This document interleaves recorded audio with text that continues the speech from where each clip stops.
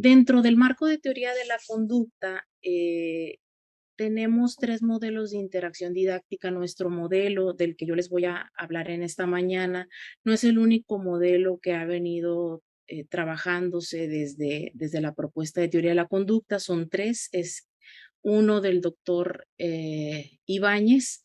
En un primer trabajo está publicado con Ibáñez y Rives y posteriormente en Ibáñez 2007.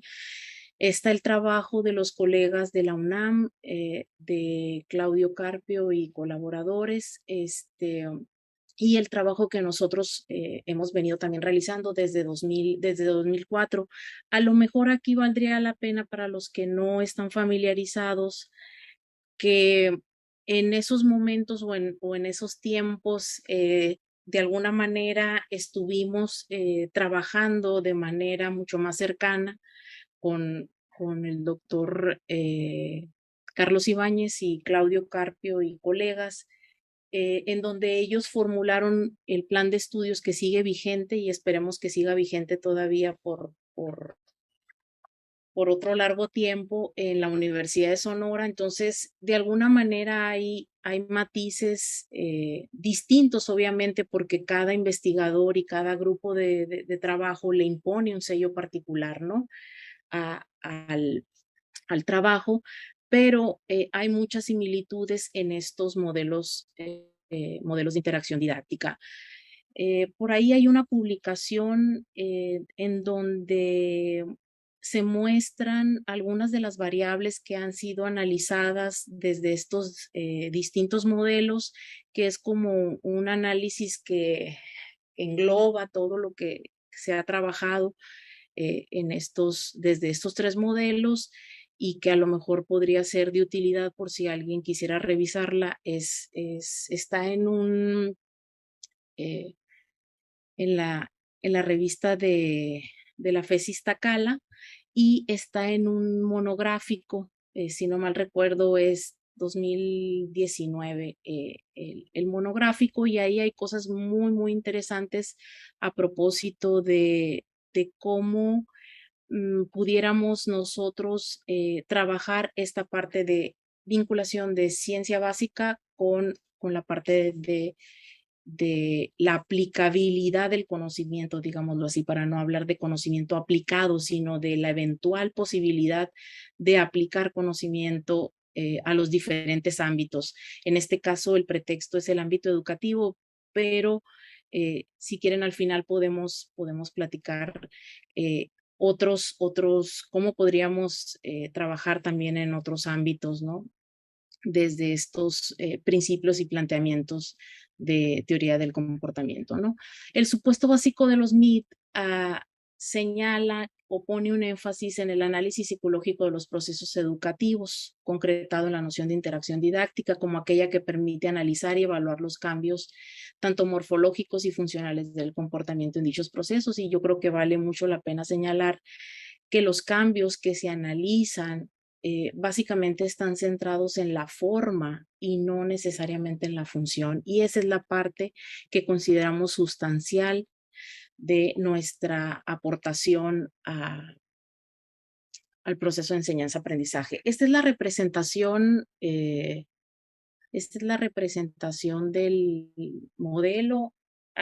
Tuvo sus variaciones, las primeras no se parecen a esta, era simplemente la propuesta de interacción didáctica que no incluía esta parte que está aquí, que ven a la derecha.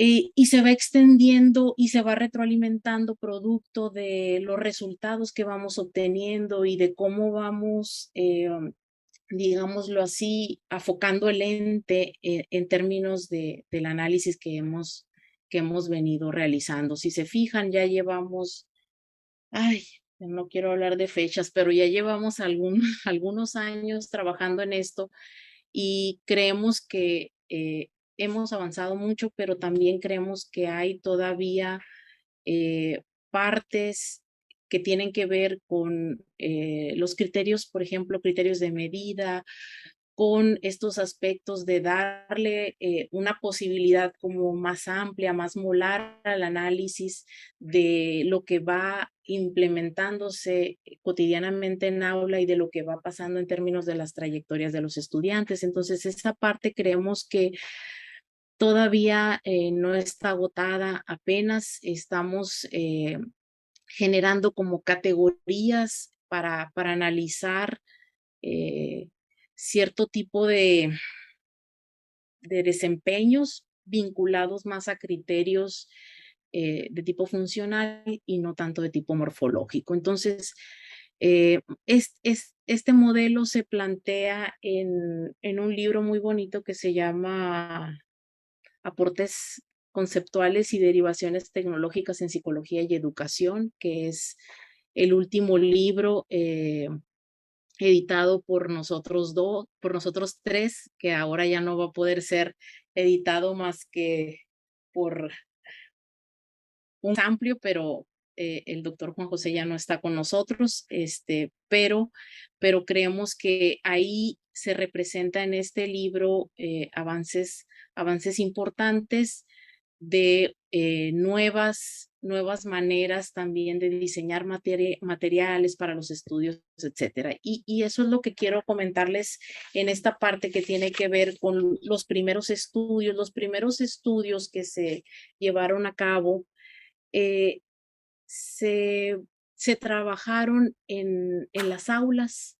Ese era nuestro laboratorio, ahí estaban las posibilidades y tenemos en los estudios que les muestro, pues no son todos, pero algunas muestrecitas que quiero ilustrarles tienen que ver con cómo diseñábamos nosotros para la recolección de datos instrumentos de lápiz y papel, diseñados es profeso a partir de un objetivo de aprendizaje, a partir de, de las mismas condiciones que se estaban llevando a cabo cotidianamente, como una manera de ir caracterizando qué pasaba con el profesor, qué pasaba con el estudiante a lo largo de un semestre, a lo largo de un ciclo escolar.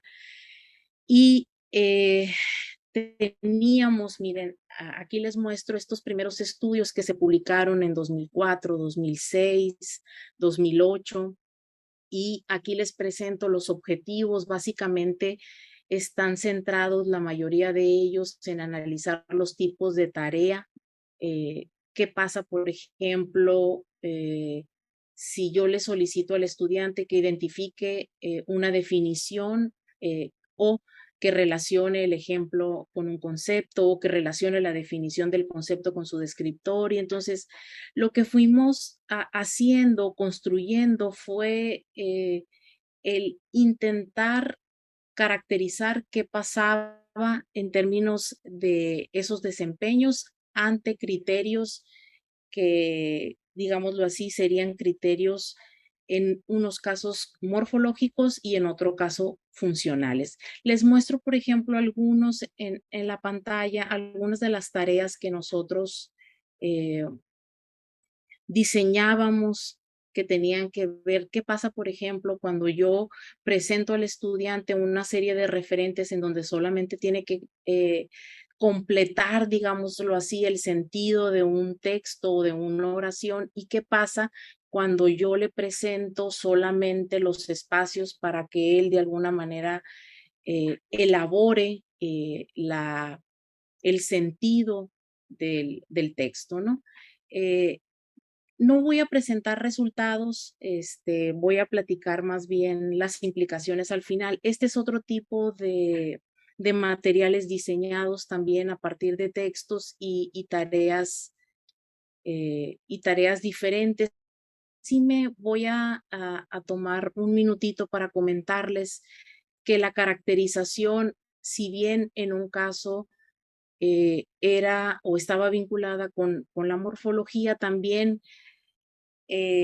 se evaluaba esta posibilidad de, de analizar los desempeños diferenciales a lo largo de niveles de complejidad variante, ¿no? Y Obviamente también tratábamos de darle cobertura a los desempeños en distintos niveles y ver qué pasaba en términos de semestres iniciales, semestres avanzados, y pues lo que encontrábamos era que los desempeños no se modificaban mucho. Esperaríamos, por ejemplo, que en sexto semestre los desempeños fueran mucho más altos que en segundo o en cuarto, y lo que encontramos y aún seguimos encontrando es que los desempeños son muy similares. También llevamos a cabo en estos primeros estudios una caracterización del desempeño del docente.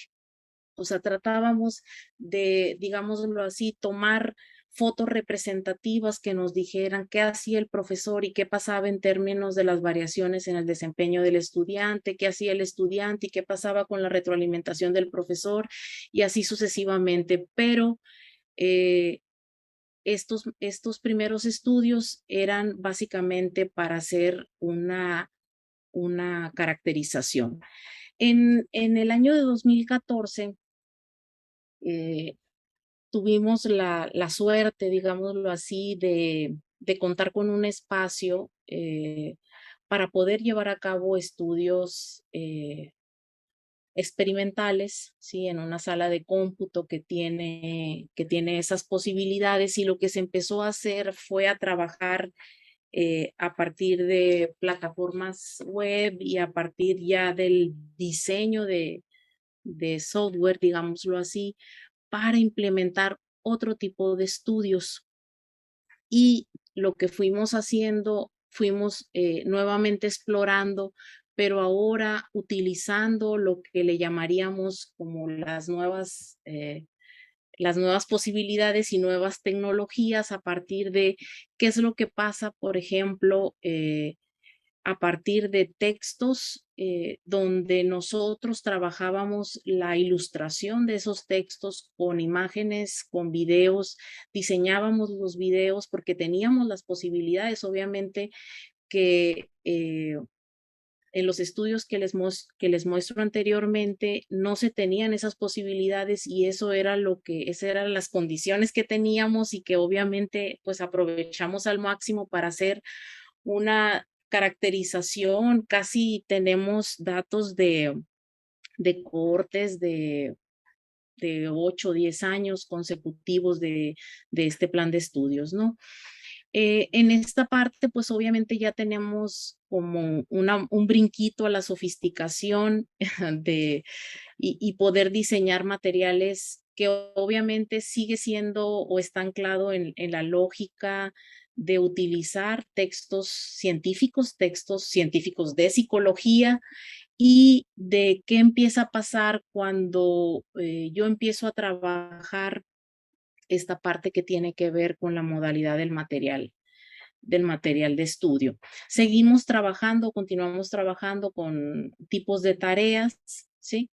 Y lo que observamos es que no es simplemente la inclusión de videos o de imágenes a los textos, sino que es importante considerar cuál es el criterio de ajuste que se le está imponiendo al estudiante. Esa parte sigue siendo como el punto nodal para nuestra planeación, para nuestra implementación en términos de una situación de enseñanza-aprendizaje, ¿no? Pero obviamente aquí ya empieza a haber como un control que no lo podíamos tener en las aulas porque los alumnos ya están conformados de esa manera. Digámoslo así, la validez se la dábamos en términos de esa condición ecológica y del número de observaciones y del seguimiento que podíamos darle a los estudiantes a lo largo de los semestres, ¿no? Entonces, estos son los primeros estudios que tenemos donde queremos evaluar el efecto, perdón, de las variaciones en la modalidad del objeto referente. Y otro de los estudios tiene que ver con la suplementación con videograbaciones. Aquí, por ejemplo, ¿qué pasa cuando nosotros disponemos una condición, por ejemplo, vinculada a competencias instrumentales de observación, registro, y qué pasa cuando presentamos a los estudiantes el video. Por ejemplo, aquí se presentan las categorías que el estudiante tiene que ir elaborando, y qué pasa cuando le solicito criterios de instrumentación a partir de eso. Vale la pena señalar que nosotros retomamos los textos, ¿sí? Los textos no traían video, son textos, textos científicos, ¿sí?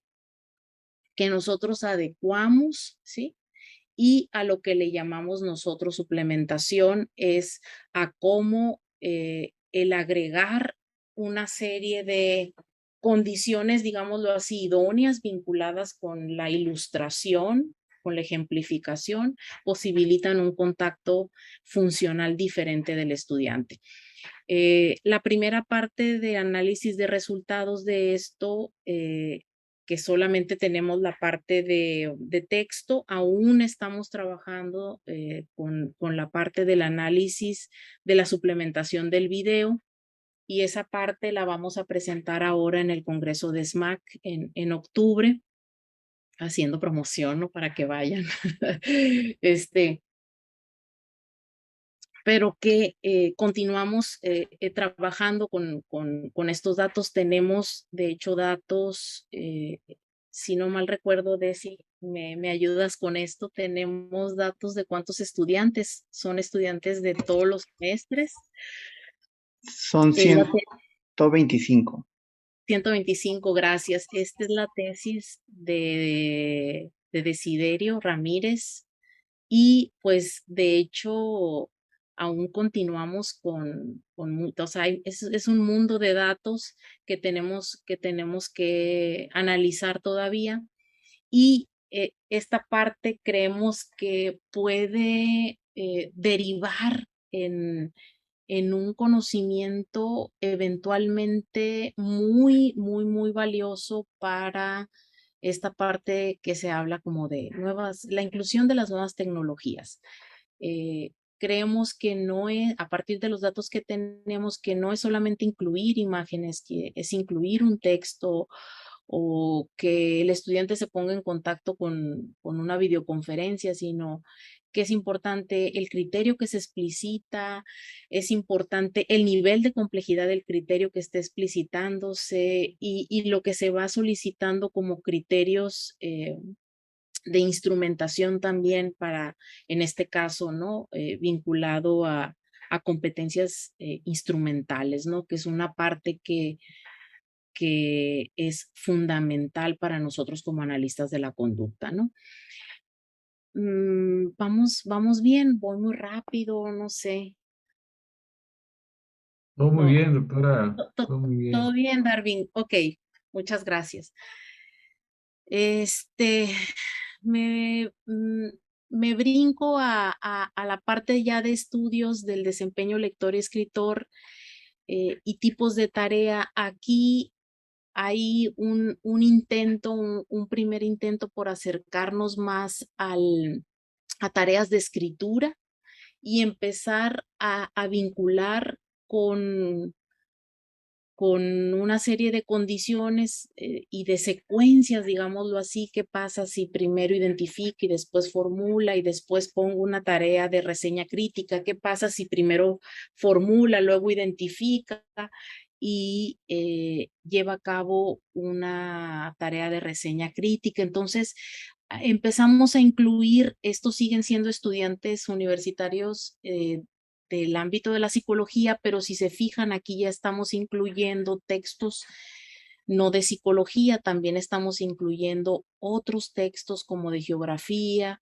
como de biología, que nos permitan contrastar qué pasa en términos de esta identificación de tareas, y sobre todo esta parte de escritura vinculada a un ámbito funcional de desempeño. Encontramos que hay un efecto importante en las tareas eh, vinculadas siempre al ámbito funcional de desempeño. Es decir, cuando se solicita aquellos estudiantes de psicología que lean un texto de biología, pero que hagan una reseña crítica, los usos de los términos, el tipo de relaciones que establecen es, eh, digámoslo así, más familiar, ¿sí? Y mucho más pertinente cuando son textos de psicología, ¿no? Entonces, esa parte de ámbito es fundamental para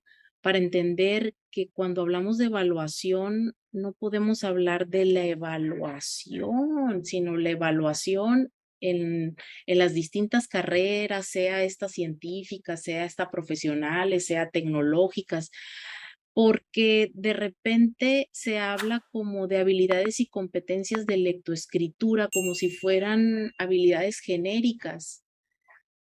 Y lo que hemos encontrado hasta este momento tiene que ver con que son habilidades específicas vinculadas al uso y costumbre de cierto ámbito funcional de desempeño. Entonces, no es nada más que se entrene genéricamente, sino el para qué, también la parte de las tareas, identificar, formular, no es igual en términos de complejidad, aun cuando pudiéramos hablar de que es un criterio que se nos ha hecho en muchos espacios de difusión, que es un criterio meramente morfológico, podemos también caracterizar y jugar un poquito entre tareas y niveles de logro diferentes, ¿no? O sea, puedo identificar en distintos niveles de complejidad y entonces, esa parte que tiene que ver con el ámbito es algo que se ha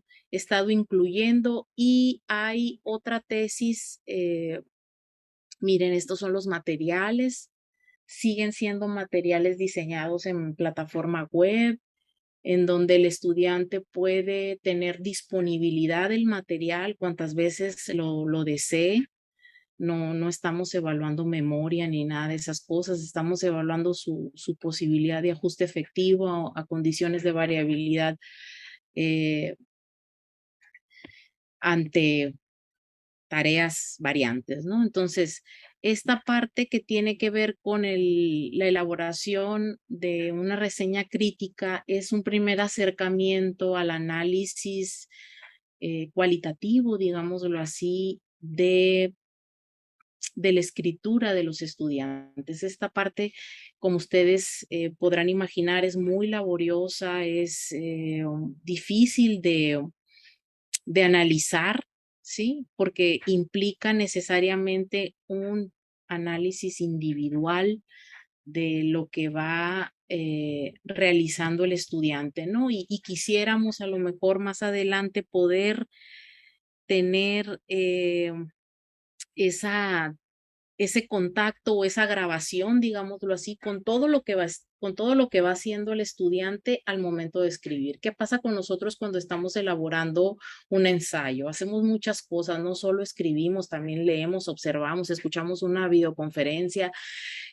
platicamos con otros acerca de lo que estamos escribiendo y hacemos un sinfín, digamos, o exhibimos un sinfín de habilidades que están relacionadas con la escritura, pero que si nosotros nos centramos en el mero producto, vamos a dejar de lado eh, una riqueza de las ejecuciones y de los desempeños que nos dirían mucho de cómo lo va formulando el estudiante, cómo lo va construyendo desde cero, ¿no? Este es un primer acercamiento